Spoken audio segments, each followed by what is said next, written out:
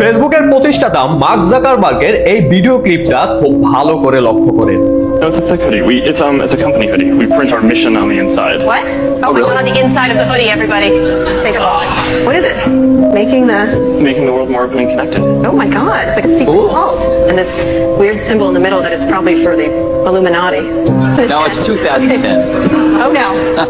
Mark Zuckerberg অনুষ্ঠানে বলতেছিল যে সে তাদের মিশনকে এই জ্যাকেটের পিছনে প্রিন্ট করে রাখছে। মহিলা তখন দেখতে চাইলো, তখন সে দেখালো এন্ড সে বললো যে এই জিনিসটা তাদেরকে ওয়ার্ল্ডের সাথে, পৃথিবীর সাথে মোর কানেক্টেড করে, মানে আরো বেশি কানেক্টেড করে। ইটস তাদের মিশন, এটা হচ্ছে তাদের একটা মিশনের অংশ।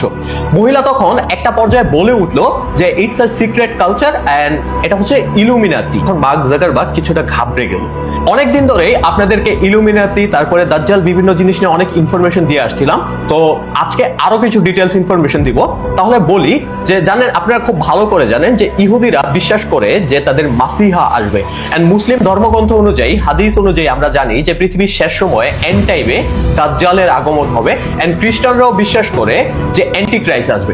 মূলত তিনটা জিনিস একটাই, সেটা হচ্ছে দাজ্জাল। দাজ্জালকে পৃথিবীতে কিভাবে আগমন করা যায় এটা নিয়ে অনেক আগে থেকে পৃথিবীর মধ্যে প্ল্যানিং চলতেছে, অনেক কাজ চলতেছে, যেগুলো আমরা প্রকাশ্যে দেখি কিন্তু আমরা বুঝতে পারি না।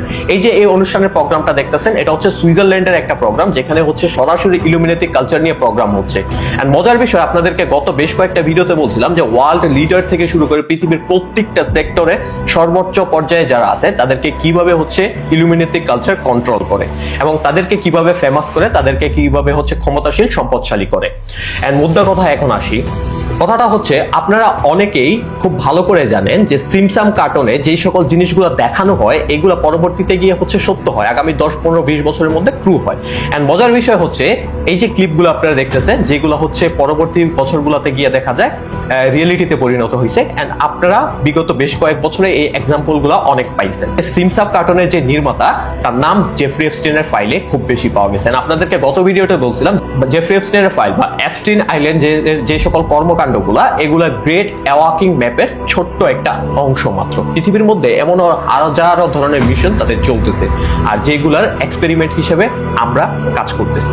তারা আমাদের উপরে ভ্যাকসিন থেকে শুরু করে বিভিন্ন মেডিসিনের মাধ্যমে, বিভিন্ন হচ্ছে আপনার ফর্মুলার মাধ্যমে আমাদেরকে ইউজ করতেছে। আমাদের আলেম সমাজ বারবার বলে আসতেছে, বাট আমরা এই সকল জিনিসের গুরুত্ব দিই না, বিকজ আমরা সুশীল। দাজ্জাল আসবে কখন আসবে?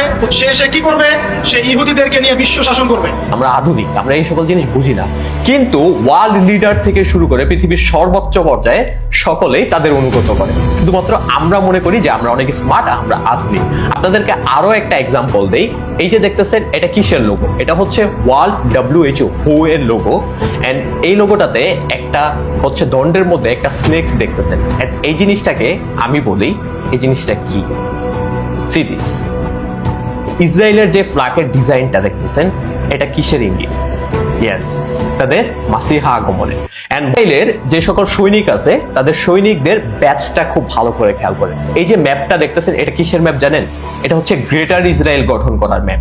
এন্ড গ্রেটার ইসরায়েল নিয়ে আমি অনেকবার বলছি, গ্রেটার ইসরায়েল হবে সাধারণত হচ্ছে আপনার ইউফ্রেটিস থেকে শুরু করে নীল নদ পর্যন্ত, প্যাসিফিক গালফ থেকে শুরু করে Iran, Iraq, Syria, Jordan, Libya, আরব আমিরাতের কিছু অংশ এবং হচ্ছে আপনার সৌদি আরবেরও কিছু অংশ পড়বে। এন্ড অবশ্যই ফিলিস্তিন হবে। এই জায়গায় একটা থার্ড টেম্পল নির্মাণ করা হবে, যেই জায়গায় তাদের মাসিহার আগমন হবে এবং যেখান থেকে তারা তাদের বিশ্ব পরিচালনা করবে। অলরেডি তারা সেই মিশন নিয়ে কাজ করতেছে। আপনারা খেয়াল করলে দেখবেন, বিগত লাস্ট কয়েক বছরে এই সকল দেশগুলোর উপরেই কিন্তু আক্রমণ হচ্ছে, এই সকল দেশগুলোই দখলের চেষ্টা হচ্ছে, এই সকল দেশের অর্থনীতি কন্ট্রোল করার চেষ্টা হচ্ছে।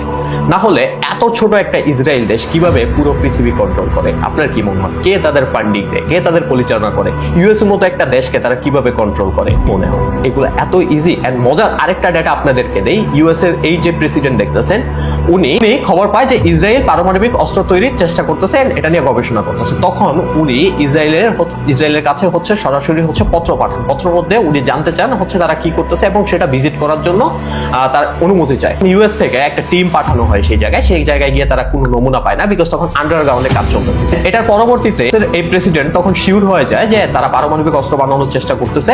এন্ড তখন সে একটা সিক্রেট টিম গঠন করে তাদের উপর হচ্ছে নজরদারির জন্য। আর এটা তখন ইসরায়েল জানতে পারে, তখনই এর 3 সপ্তাহের ভিতরে এই প্রেসিডেন্টকে প্রকাশ্যে জনসম্মুখে একজন এসে গুলি করে দেয়। যে ব্যক্তিটা তাদেরকে গুলি করে দেয় সেই ব্যক্তিকেও আরেকজন এসে জেলের ভিতরে গুলি করে দেয়, মানে তাদের সিক্রেটকে লুকায় রাখার জন্য।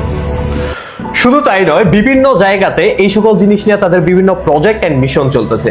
অনেকে হচ্ছে এরিয়া 51 এর নাম শুনছেন, যেই জায়গায় কাউকে প্রবেশ করতে দেওয়া হয় না। ইউএস এর গত প্রেসিডেন্ট যিনি ছিলেন বারাক ওবামা, উনি একটা পডকাস্টে এলিয়েন নিয়ে কথা বলে এন্ড উনি স্বীকার করে যে ইয়েস, এলিয়েন এক্সিস্ট করে।